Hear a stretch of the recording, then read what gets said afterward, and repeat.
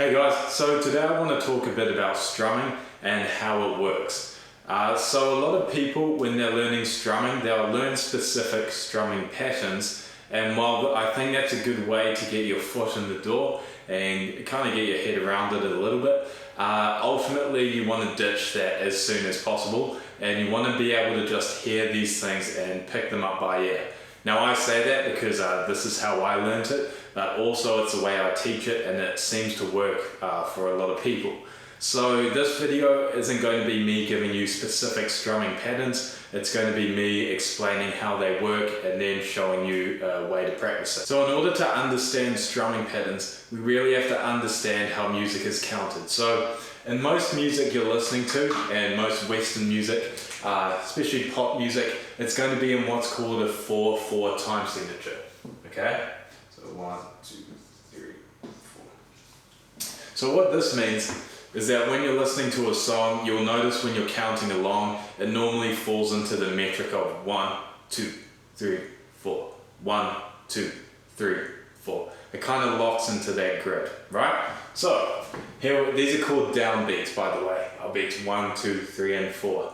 So when we're strumming, the way this applies to guitar is that we will be strumming down on all of these downbeats.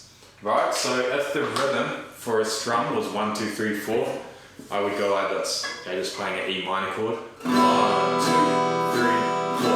1, 2, 3, 4. Right, pretty straightforward so far. Hopefully not too much confusion. Now, we can divide up a bar of music even more than these 4 beats, okay? So the next subdivision of bars is called ands. So these ands often are notated by a plus sign or one of these things, right? Okay, either one. These are the beats in between beats. Now, it's very important to note that these down beats, or these beats 1, 2, 3, and 4, they do not change where they are in the bar. We just add these ands in between. So you could think of these as like beat 1.5, beat 2.5, 3.5, 4.5. So if I count the downbeats and then put in the ands, this is what it will sound like. So if we have a 1, 2, 3, 4, 1, 2, 3, 4, 1 and 2 and 3 and 4 and 1 and 2 and 3 and 4 and 1 and 2 and 3 and 4 and 1, 2, 3, 4, 1 and 2 and 3 and 4 and. Right, so you'll notice the ands, they were not falling on any of the clicks, they were right between, and regardless of if I was counting the ands, beats 1, 2, 3, and 4 stayed in the same place no matter what. A lot of people will make the mistake of they'll go 1, 2, 3, 4, 1, and 2, and 3, and 4, and. Right, they think that these ands become their own beats, but that's not the case. Okay. So this is how we divide a bar into what's called eighth notes, because there are 8 subdivisions. Okay, so far we have the downbeats 1, 2, 3, 4, and the offbeats, which are the ands.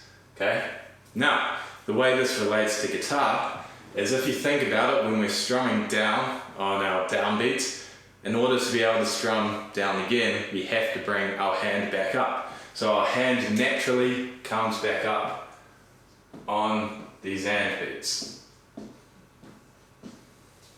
Okay, so if we're playing a strum or a rhythm on an and, we will strum it upwards.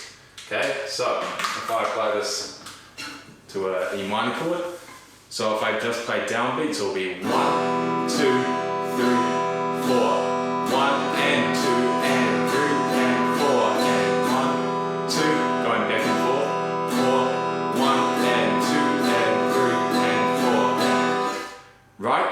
Now, what you would have noticed, or hopefully noticed, is that my hand was not speeding up or slowing down at all when I was adding in these ands. The only difference between when I was strumming only the downbeats and then the upbeats as well, the offbeats, is that I was striking the strings when I was bringing my hand back up. Right? So I'll do it again and pay close attention. So 1, 2, 3, 4, 1,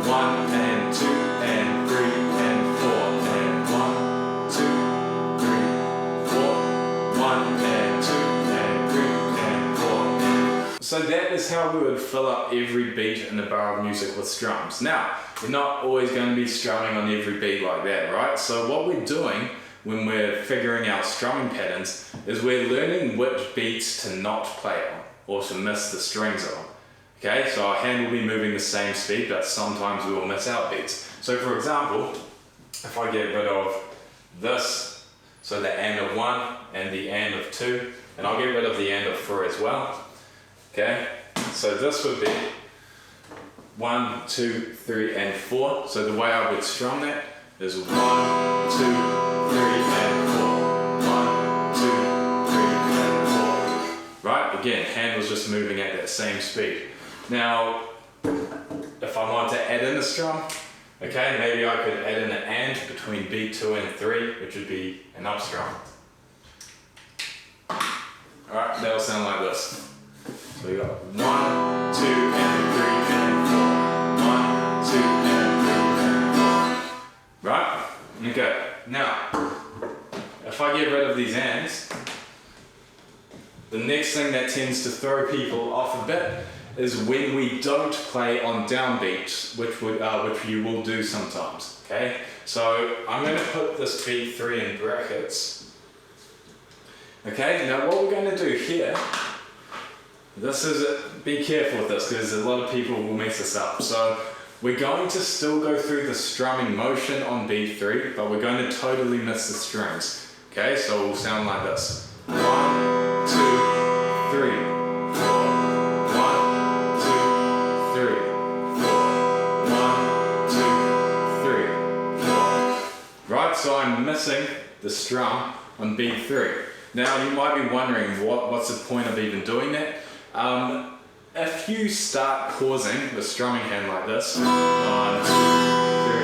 4, 1, 2, 3, 4, it just really interrupts your flow and your overall sense of timing. Like you won't see guitarists do that. They'll never pause when they are not playing on a beat. They'll still go through the motion just to keep their hand constantly moving like that.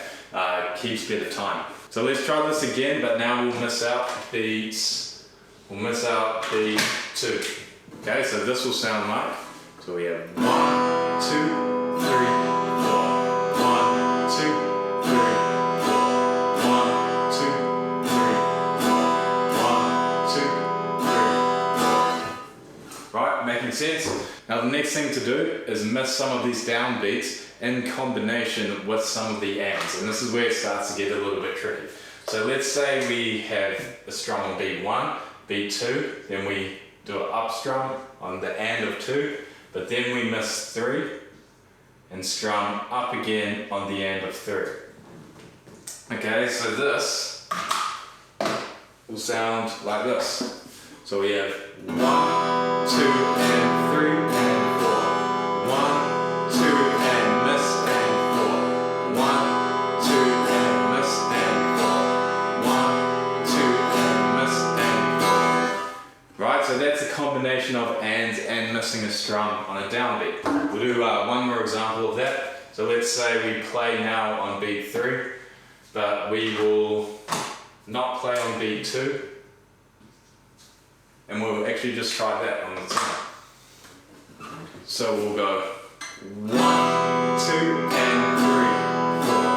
1, 2, and 3, 4. 1, miss, and 3, 4. Right? So get your head around that. Don't make the mistake of doing this. This is what most people will do when they're starting off with this. You wouldn't want to go 1, 2, and 3. Right, see how I held my hand up and then I ended up doing a down strum instead of an up strum on the and of beat 2. This will just throw off all your momentum and just really mess with your timing. So just to summarize all of this and tell you why it's useful to learn strumming in this fashion, is the bottom line is that you just figure out what the pulse of a song is, and if you have trouble detecting that, all you need to do to practice this is just listen to music and try to tap along with it. Right, this is how you detect the pulse of songs. Once we do that, we just move our hand, okay, to that metric. So 1, 2, 3, 4, right? And then all we're doing is we're just choosing when to play the strings and when to miss them. Okay, now the beauty of this is if we keep our hand going, you can't really be out of time. Like even if you're not doing the exact strum that you were maybe wanting to do, even mistakes will sound good. So for example, say I was playing a song and this was a strumming pattern, I'll do it correct twice and then on the third and fourth time I'll make mistakes and you'll be like, oh, it sounds different, but it's still okay, it's still passable. So if I went 1, 2,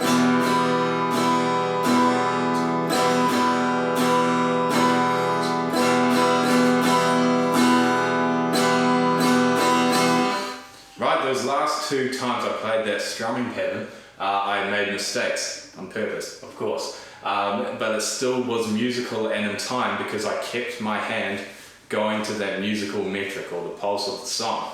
Now, when this all will fall apart is if you start to hesitate, if you start to second guess yourself and pausing your strumming hand. So again, I'll do it twice properly and then I'll do it twice with the mistake and pausing my hand, and it will turn to custard. Right, so we go 1, 2, and 3, 1, 2, and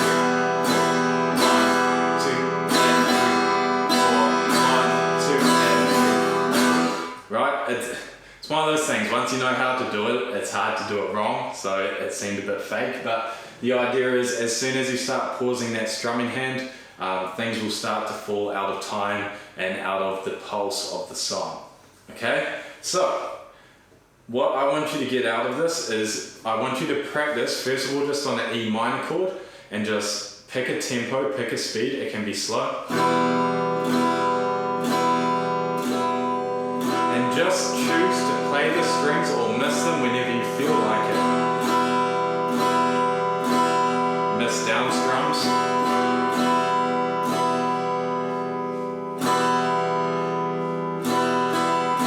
Right, the golden rule is that you just have to keep that hand going. Don't pause.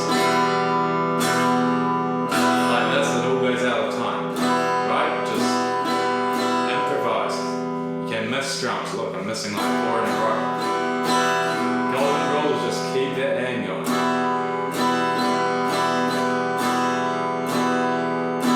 Right? And just playing one chord so you don't have to think about too much. Cool. Okay, so once you get your head around that, we want to try to put it in some kind of musical context or to something that will keep us more in time. So on my computer I've got a drum beat loaded up and I'll put some links to that in the description. You just put on YouTube drum beat and there's heaps of loops you can play along with.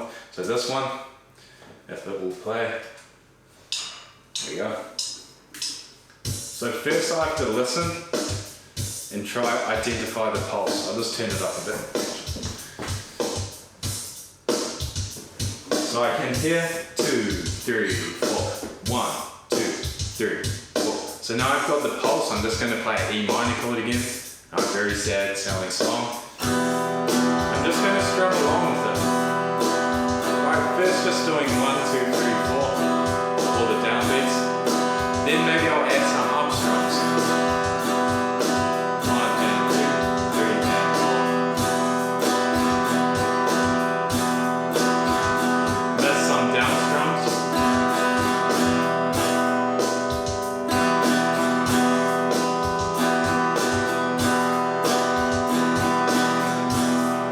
Right. Now, see how my hand was going? My hand was going the entire time. Right, no pausing. As soon as I pause, again, do some pausing. So if I go,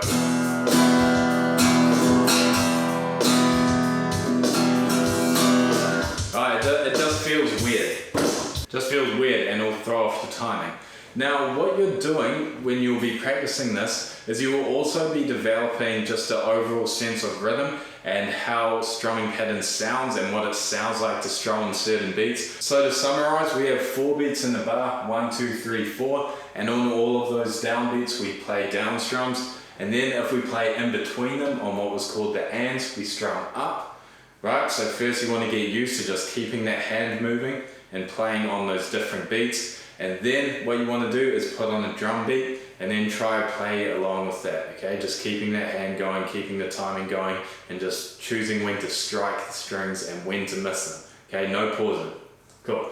Hope this was helpful, and if you have any questions, let me know in the comments and I'll get back to you on that. But thanks for watching.